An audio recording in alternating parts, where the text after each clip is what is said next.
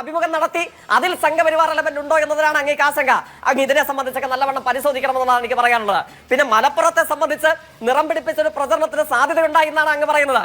മലപ്പുറത്തെ സംബന്ധിച്ച് പറയാൻ കോൺഗ്രസിന്റെ ചരിത്രത്തിൽ ഏതെങ്കിലും ഒരു നേതാവിന് അർഹതയുണ്ടോ? അങ്ങേക്കറിയില്ലേ? ഞാൻ വിശാലമായ ചരിത്രത്തിലേക്കൊന്നും പോകുന്നില്ല.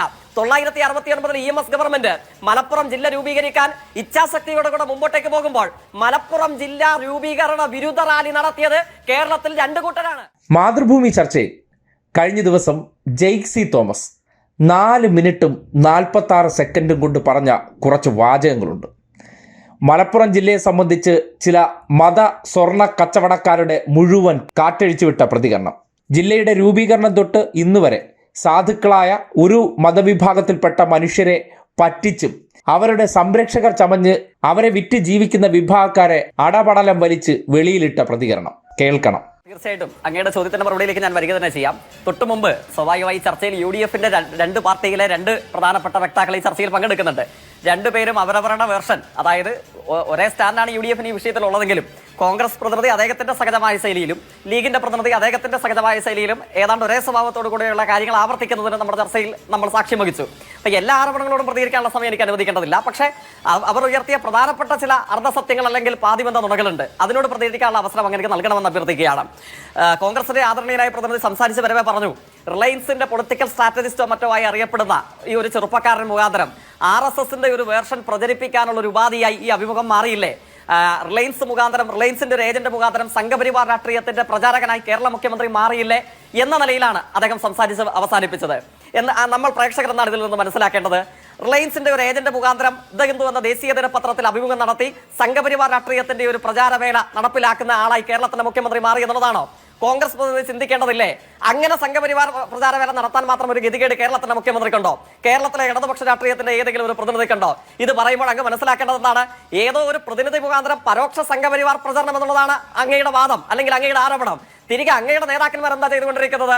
അങ്ങയുടെ നേതാവ് നേരിട്ട് RSSന്റെ ശാഖയിൽ പോയി നിന്നിട്ട് ഗുരുജി ഗോൾവർക്കറുടെ ചിത്രത്തിന് മുമ്പിൽ മുട്ടിലടഞ്ഞു. അപ്പോഴങ്ങേക്ക് പ്രയാസമില്ല. റിലയൻസിന്റെ പ്രചാരകരെ കണ്ടപ്പോഴാണ് അങ്ങേക്ക് പ്രയാസം. അങ്ങയുടെ സംഘത്തിന്റെ സംസ്ഥാന പ്രസിഡന്റായി ഇപ്പോഴിരിക്കുന്നയാൾ കമ്മ്യൂണിസ്റ്റുകാർ RSSന്റെ ശാഖ തകർക്കാൻ വരുമെന്നറിഞ്ഞ് സ്വന്തം ജീവിതം ബലികടിക്കാൻ തയ്യാറായി RSSന്റെ ശാഖയ്ക്ക് ഞാൻ കാവൽ നിന്നു എന്ന് പ്രസംഗിച്ച ആളാണ്. ഇപ്പോഴും തിരുത്തിയിട്ടില്ല. സ്വന്തം പ്രസിഡന്റ് RSSന്റെ ശാഖയ്ക്ക് കാവൽ നിന്നതിൽ അങ്ങേക്ക് പ്രയാസമില്ല.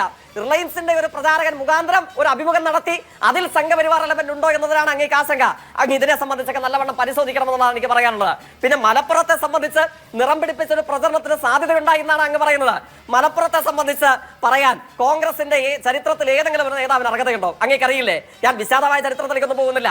969 EMS ഗവൺമെന്റ് മലപ്പുറം ജില്ല രൂപീകരിക്കാൻ ഇച്ഛാശക്തിയോടെ കൂടെ മുമ്പോട്ടേക്ക് പോകുമ്പോൾ മലപ്പുറം ജില്ലാ രൂപീകരണ വിരുദ്ധ റാലി നടത്തിയത് കേരളത്തിൽ 2 കൂട്ടരാണ്.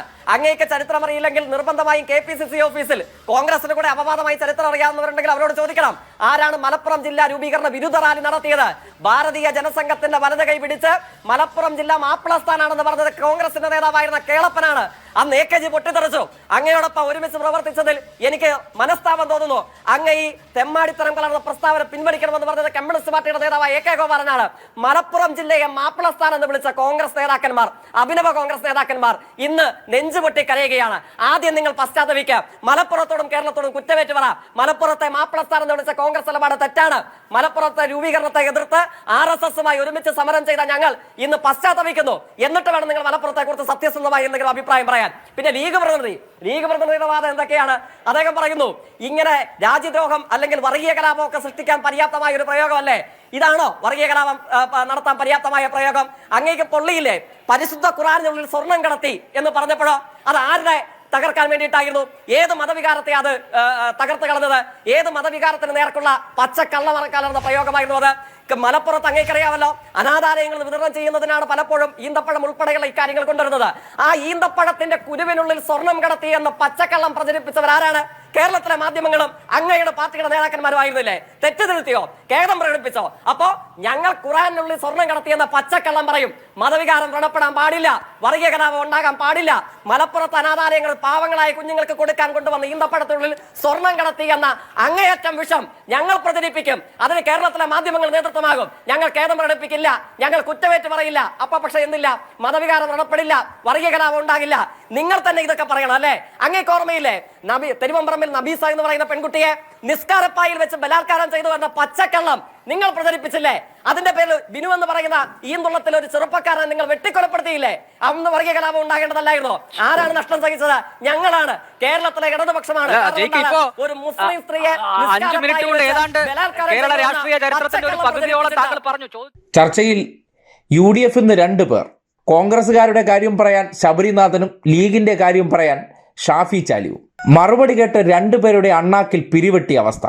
4 മിനിറ്റിൽ കത്തിക്കേറി പോകുന്ന കണ്ടിട്ട് അവതാരകൻ കയറി ഇടപെട്ടില്ലായിരുന്നെങ്കിൽ ചിലപ്പോൾ ഇതിനേക്കാൾ വലിയ ദുരന്തം ആ സ്റ്റുഡിയോയിൽ ഉണ്ടായേനെ. ഇറങ്ങി ഓടിക്കളയാനാണ് 2 പേര് ശ്രമിച്ചത്. ശബരിനാഥാണെങ്കിൽ അറിയാതെ തല വരെ ചൊറിഞ്ഞുപോയി. മലപ്പുറവുമായി ബന്ധപ്പെട്ട വസ്തുതകൾ ഇതാണ്. സ്വർണമെന്ന് കേൾക്കുമ്പോൾ സമുദായത്തെയും മതത്തെയും കൂട്ടുപിടിച്ച് ചിലർ ആ ജില്ലയെ എന്തോ ആക്ഷേപിക്കാൻ ശ്രമിക്കുന്നു എന്ന കഥ മെനയുമ്പോൾ എന്തൊക്കെയോ ദുരൂഹതകൾ അതിൻ്റെ ഇടയിൽ ഉണ്ട് എന്ന് സംശയിക്കേണ്ടി വരികയാണ്. കാര്യം, ജില്ലയിൽ റിപ്പോർട്ട് ചെയ്യപ്പെട്ട കേസിനെക്കുറിച്ച് സംസാരിച്ചാൽ അതെങ്ങനെയാണ് ഒരു മതത്തിനെതിരാവുക? ആ രീതിയിൽ ഒരു പ്രചരണത്തിന് ആരാണ് നേതൃത്വം നൽകുക? കേരളത്തിലെ 4 വിമാനത്താവളങ്ങളിൽ മലപ്പുറം ജില്ലയിൽ സ്ഥിതി ചെയ്യുന്ന കരിപ്പൂർ വിമാനത്താവളത്തിൽ നിന്ന് കൂടുതൽ സ്വർണം പിടിക്കുന്നുണ്ടെന്ന് തന്നെ പറയും.